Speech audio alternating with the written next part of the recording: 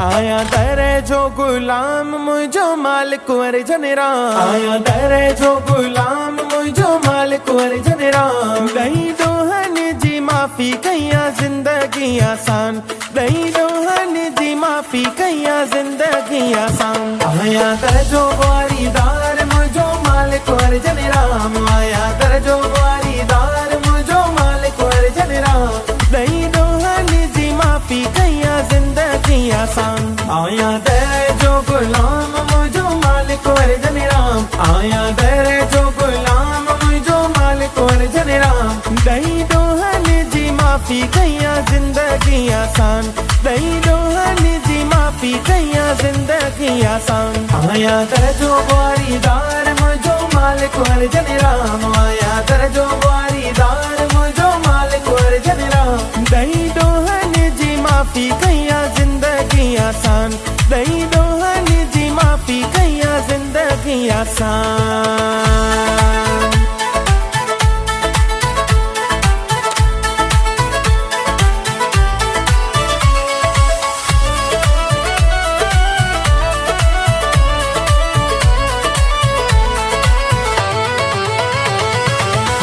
मुझे बन के जानी ते पोए भी पही जो कयो। मुझे बन के जानी ते पोए भी पही जो कयो। साईं मुँह गुनहगार सा को लेखो न कयो। साईं मुँह गुनहगार सा को लेखो न कयो। साईं मुँह गुनहगार सा को लेखो न कयो। गाया थोड़ा सुबह शाम मुझो मालिक वर जनराम। गाया थोड़ा सुबह शाम मुझो मालिक वर जनराम। दही दोहन जी माफी कया जिंदगी आसान।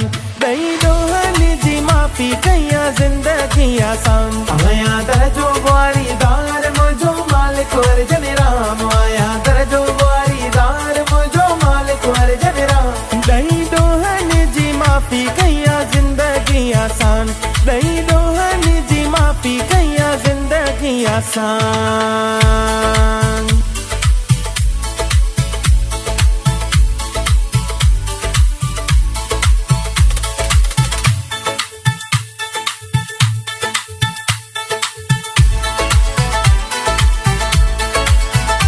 मुझे दिल जो दणी दिसे नजर रखणी।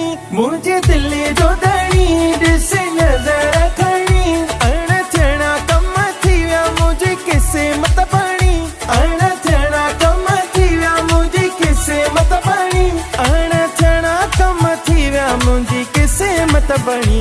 मुझी दिल मुझी जान मुझो मालिक वर जनराम।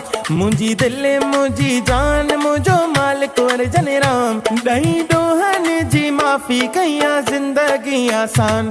दही दोहन जी माफी कया जिंदगी आसान। आया दर जो वारीदार मुझो मालिक वर जनराम। आया दर जो वारीदार मुझो मालिक वर जनराम। दही दोहन जी माफी कया जिंदगी आसान। दही दोहन जी माफी कया जिंदगी आसान।